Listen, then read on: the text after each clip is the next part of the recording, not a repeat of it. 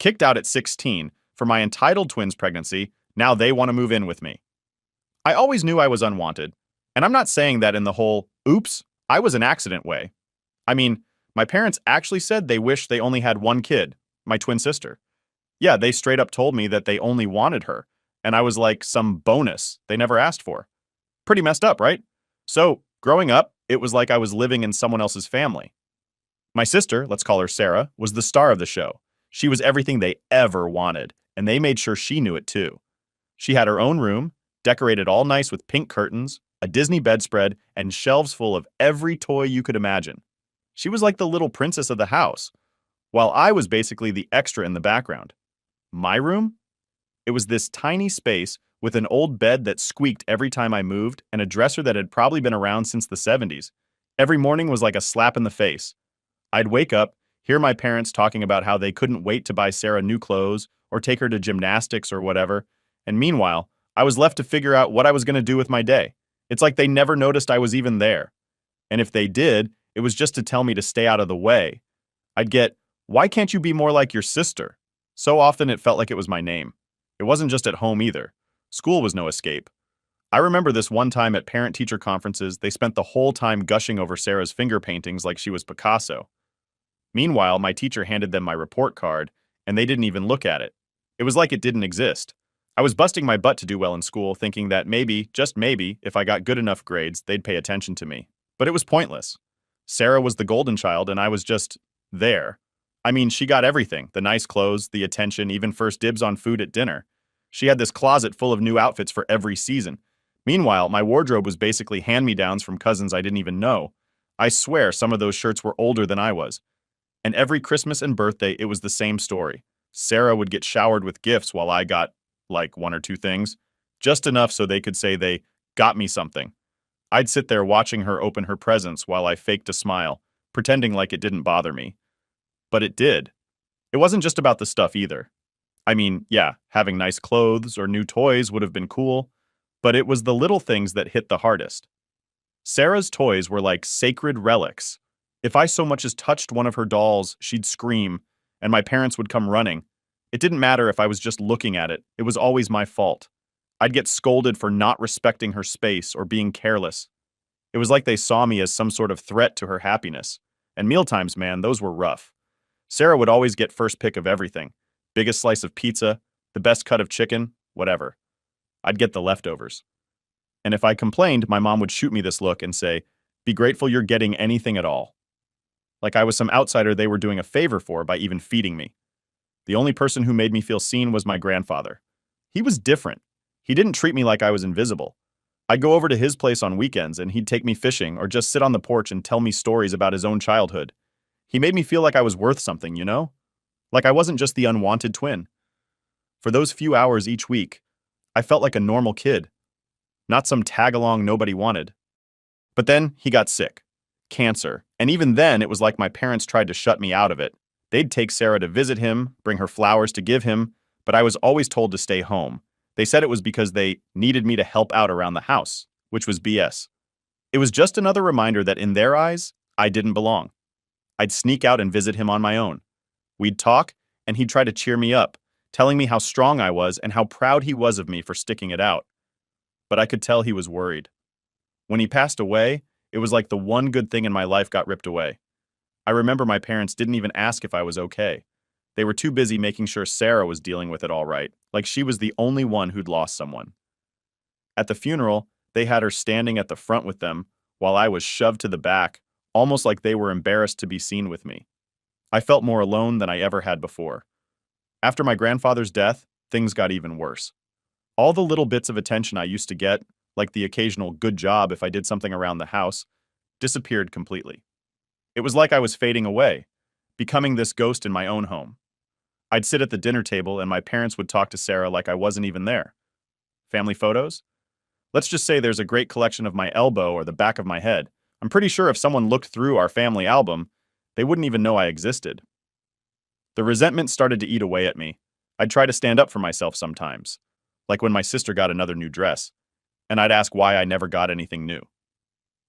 But my mom would just brush me off, saying, "Well, Sarah's got her activities and events, and you're fine with what you have."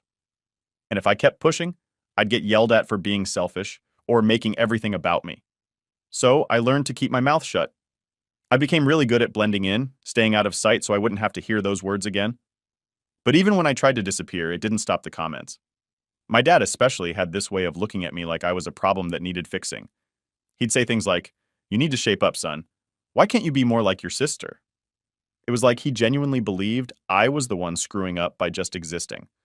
And of course, Sarah was all too happy to play into that. Anytime she wanted something, she'd turn on the waterworks, and my parents would rush to her side. I learned pretty quick that it didn't matter what I did. I was never going to be their favorite.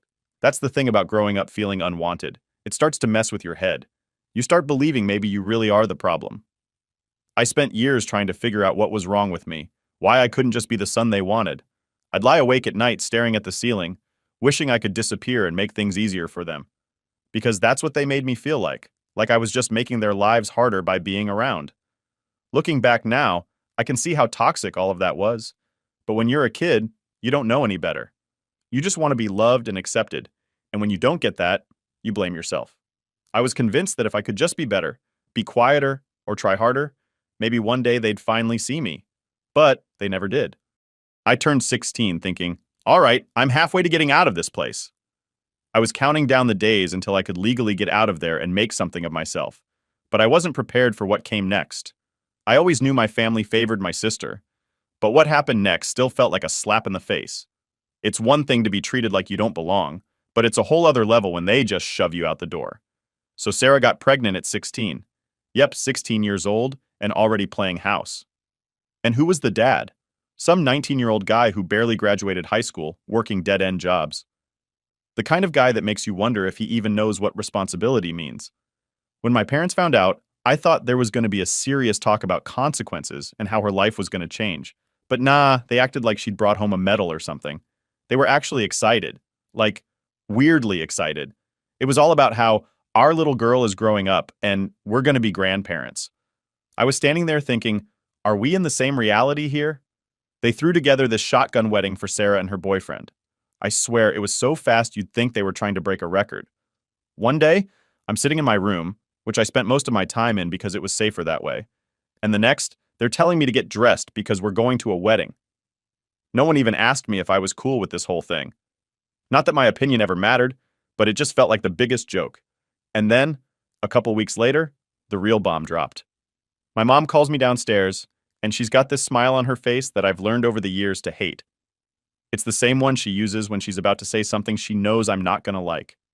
She starts talking about how, with Sarah's new baby coming, they're going to need more space. I'm sitting there thinking, okay, why are you telling me this? And that's when she drops it. We need your room for the baby. I was stunned. My room? The one place that was actually mine, even if it was the smallest, crappiest room in the house? The only space where I could pretend for 5 minutes that everything was fine? I tried to argue, like, what am I supposed to do then? And my mom just shrugs and says, you're old enough to figure it out. She actually told me I should be grateful they let me stay there as long as they did. I was 16. How was I supposed to figure it out on my own? I didn't have anywhere to go and they knew it. But they didn't care. They just needed to make room for the precious grandchild, and I was the easiest one to get rid of. I remember my dad just standing there with his arms crossed, backing up my mom like he always did. He goes, look, you're a young man now.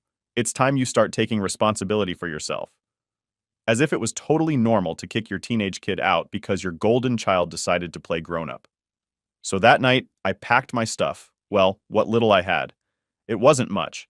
A couple bags of clothes, some books, and a few things my grandfather gave me before he passed. I remember looking around my room one last time, thinking about how it wasn't much, but at least it was mine. Now it was going to be a nursery for my sister's kid, and I was out on the street. I tried asking them where I was supposed to go, but they just shrugged it off. We're sure you'll figure something out, my dad said. And my mom added, we're doing this for your sister. She needs us right now. I wanted to scream, what about me? When have you ever needed me? But I knew it wouldn't change anything.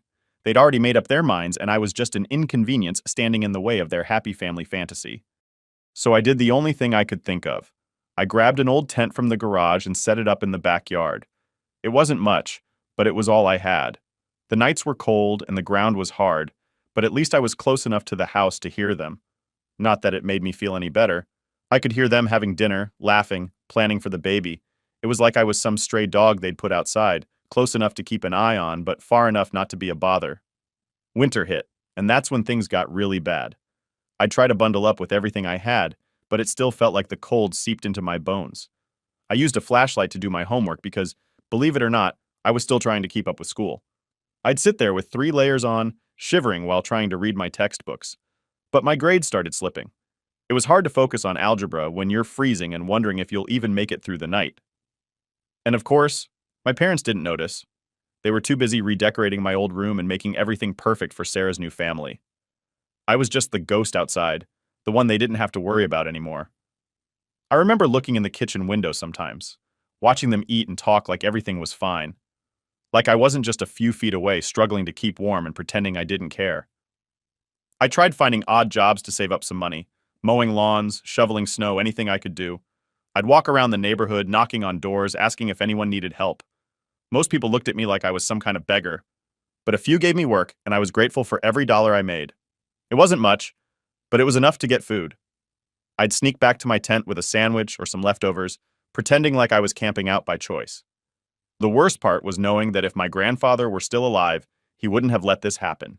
He would have taken me in, no questions asked. But without him, I was alone. I thought about going to a friend's house, but I knew my parents had already spun their version of events to everyone in our small town. I was the troublemaker who couldn't live under their rules. They made it sound like it was my choice to live outside. It was all about making sure their perfect little family image stayed intact. One night, while I was lying in the tent, listening to the wind whip around outside, I realized I couldn't keep doing this. I had to figure something out because they sure weren't coming to help me. That's when it hit me. They never cared. They'd pushed me out without a second thought. I was nothing to them, just some extra baggage they didn't want to deal with. So, I made a decision. I was done trying to win their approval. I was done being the kid they ignored and blamed for everything. If they didn't want me, fine. I was going to figure things out on my own. I didn't know how yet, but I knew one thing for sure. I wasn't going to stay in that backyard forever, hoping they'd let me back in. I was going to find a way out, and I was going to make it, with or without them. Living in that tent was a constant reminder of how alone I was, and honestly, I was getting desperate. Winter was rough, and the nights felt like they lasted forever. I knew I had to do something. I'd been saving up what little money I could scrape together, doing odd jobs around the neighborhood, but it wasn't enough to make any real difference. I'd go to sleep with my hands aching from the cold and my stomach growling, thinking, this can't be my life forever. One day, after school, I was still trying to go, even though my grades were tanking. I found myself standing outside a local bakery. I used to walk past it all the time, smelling the fresh bread and pastries. That day, I was hungrier than usual. I must have looked like a mess, standing there staring at the display window, because the owner, this old guy named Frank, came out and asked me if I needed something. I didn't really know what to say, so I just kind of shrugged it off, trying to play it cool. But Frank wasn't buying it. He saw right through me. He was one of those no-nonsense types with this gruff voice and a look that said he'd seen his fair share of tough times. He asked, "You looking for work, kid?" I didn't even think twice before nodding.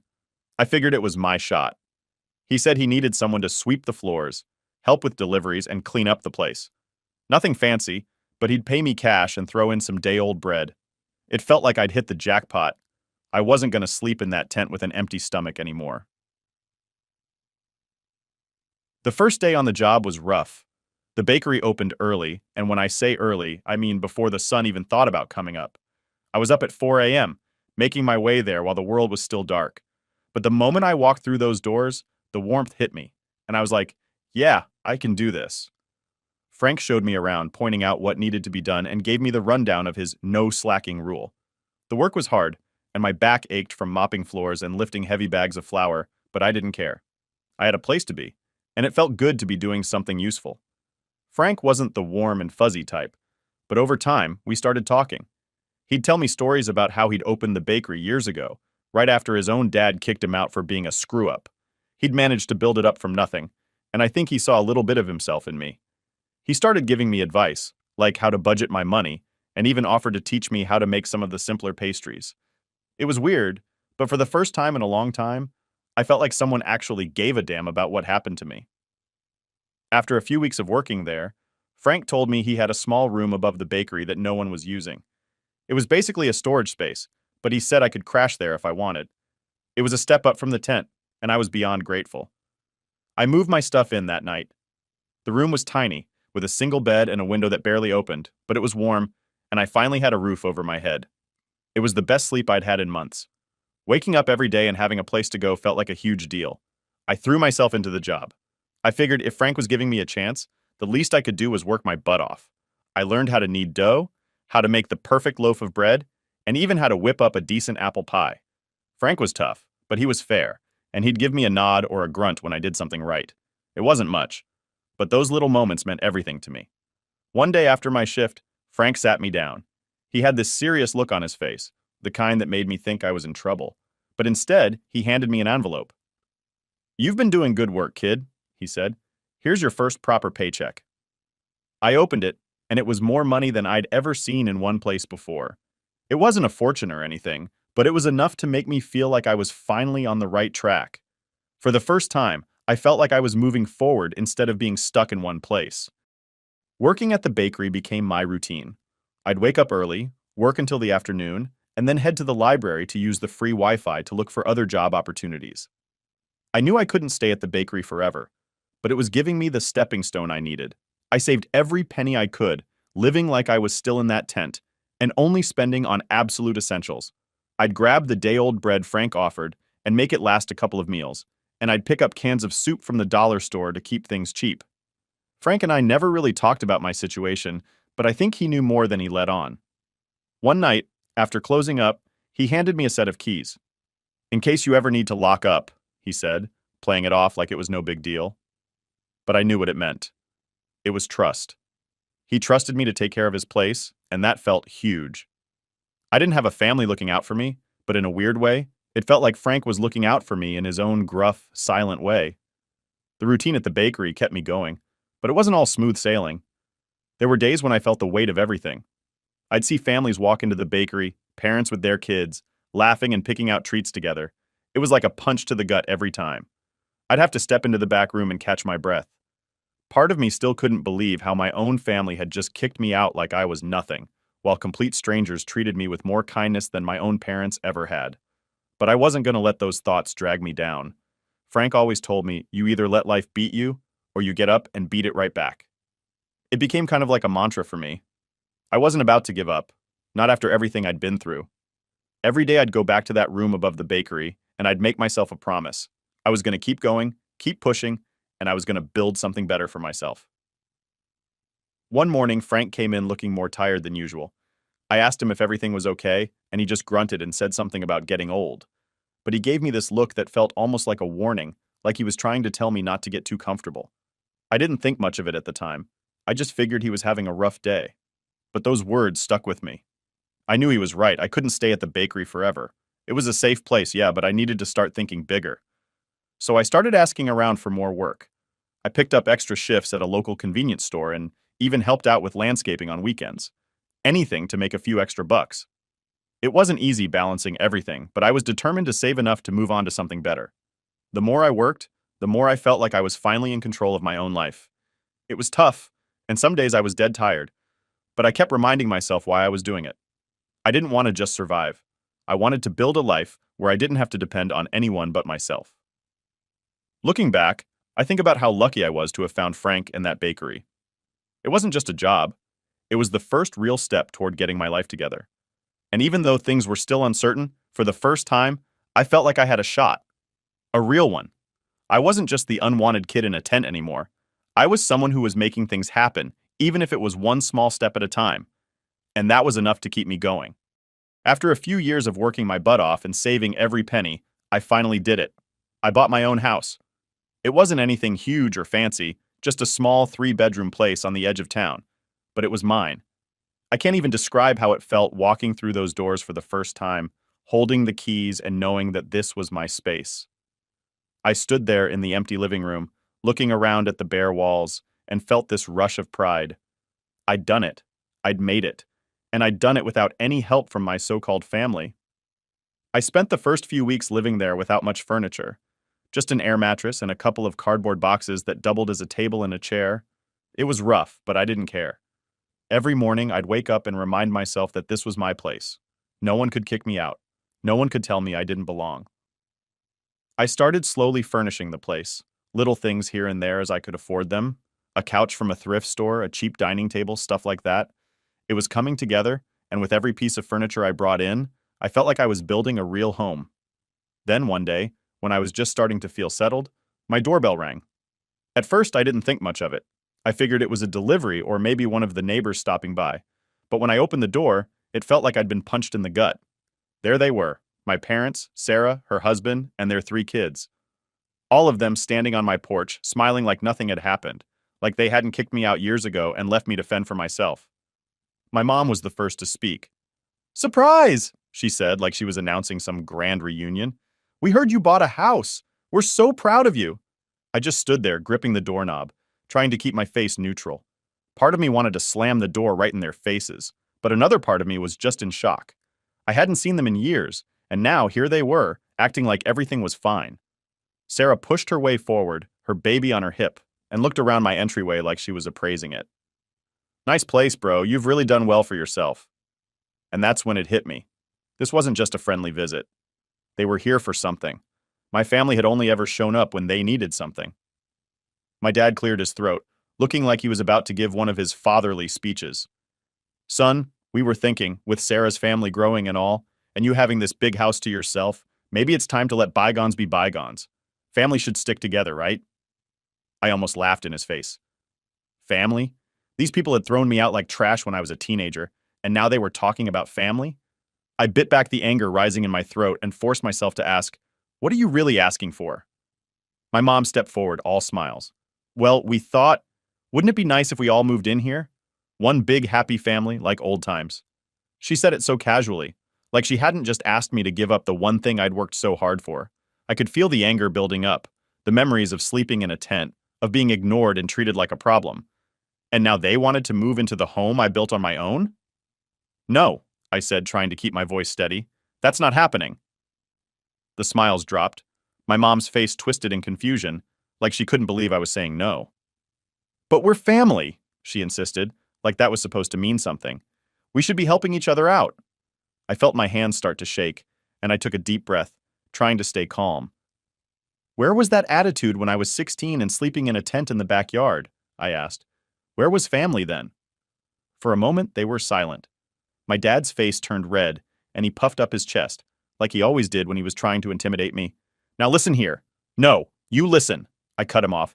"I built this place on my own, without any help from you. I worked every day to get where I am, and I'm not letting you waltz in here like nothing happened. This is my home, and you're not welcome here." Sarah's face twisted into this fake, hurt expression. "Come on, don't be selfish. We need the space, and you owe us." That was the final straw. "I owe you?" I snapped. "I don't owe you anything.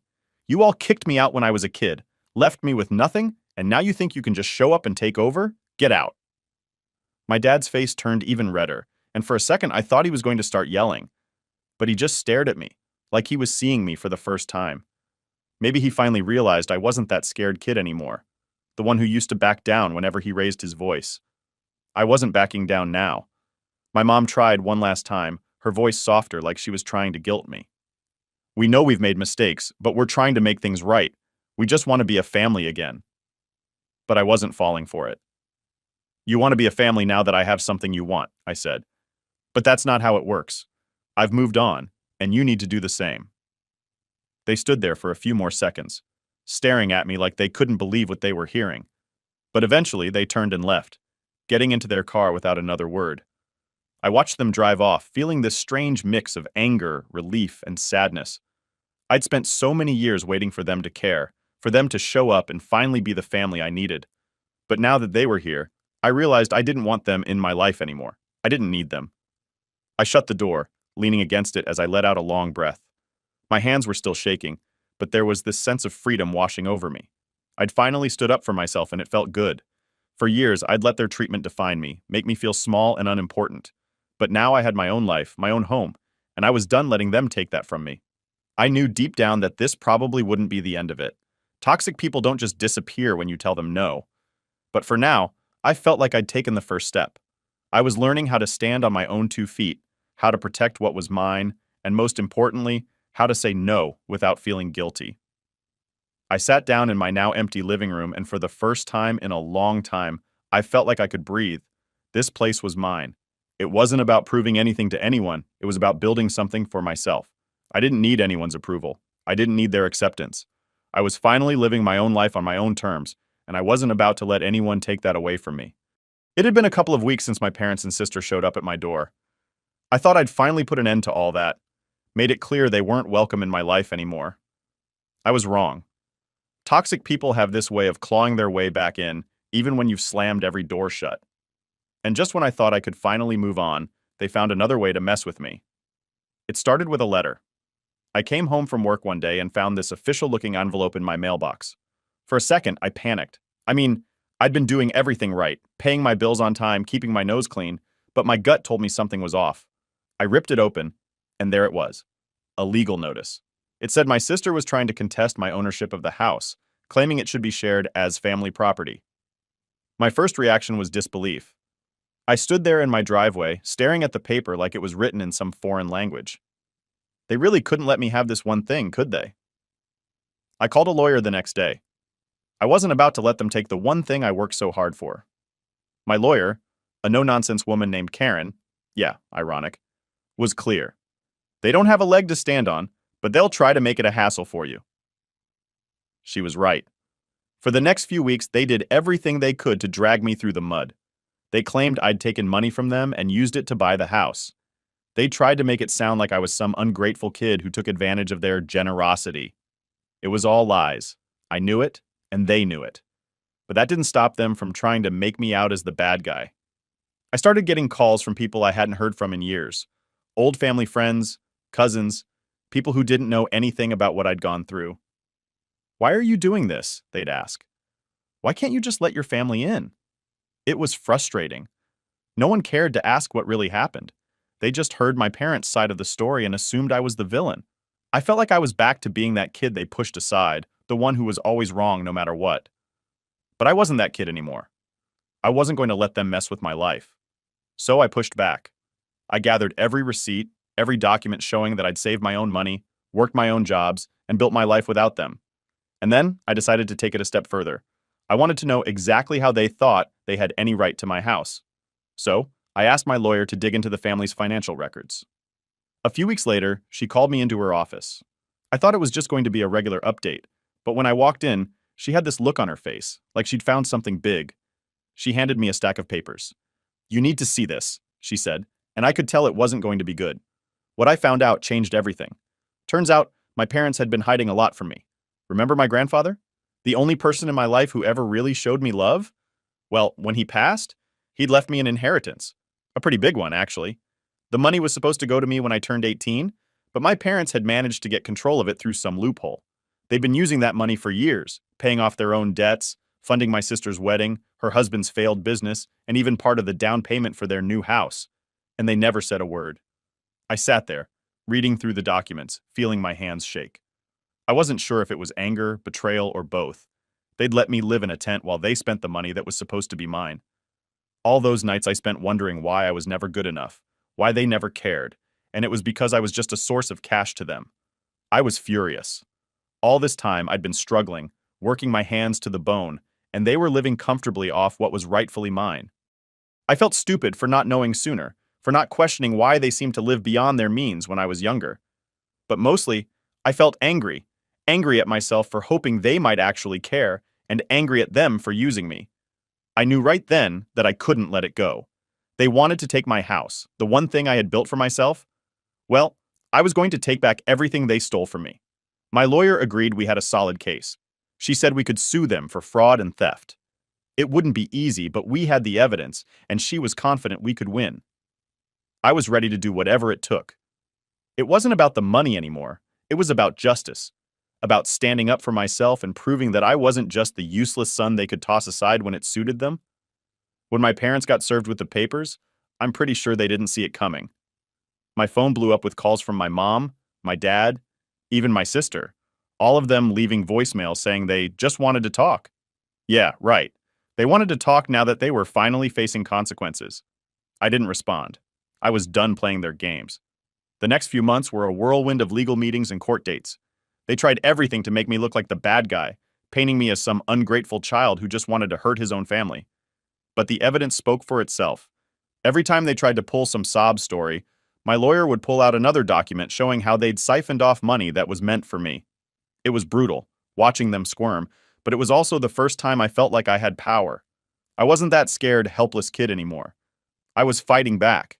When the verdict finally came, it was like a weight lifted off my shoulders. The judge ruled in my favor. They had to pay me back everything they took, plus damages. The look on their faces when the judgment was read was something I'll never forget. For the first time, they couldn't talk their way out of it. They couldn't twist the narrative. They were caught, and they knew it. Leaving the courthouse that day, I felt a sense of closure I hadn't felt in years. It wasn't about getting the money back. It was about knowing that I wasn't the worthless son they made me out to be. I'd proven that I could stand up for myself, and for the first time, I felt free from their control. Since then, they've tried to reach out a few more times. They've tried apologizing, saying they want to make amends. But I know better now. Apologies mean nothing when they only come after you've been forced to face the consequences of your actions. I blocked their numbers and made it clear that they're not a part of my life anymore. Now I'm focusing on moving forward. I've got my house, my job, and my own life that I built from scratch. I know there's a long road ahead, but I'm ready for it. And I've learned that sometimes the best thing you can do is walk away from the people who hurt you, even if they're family. Because in the end, family isn't about blood. It's about who shows up for you, who supports you, and who doesn't treat you like an afterthought. I'm not sure what the future holds, but I know one thing for sure. I'm not letting anyone take away what I've earned. Not anymore.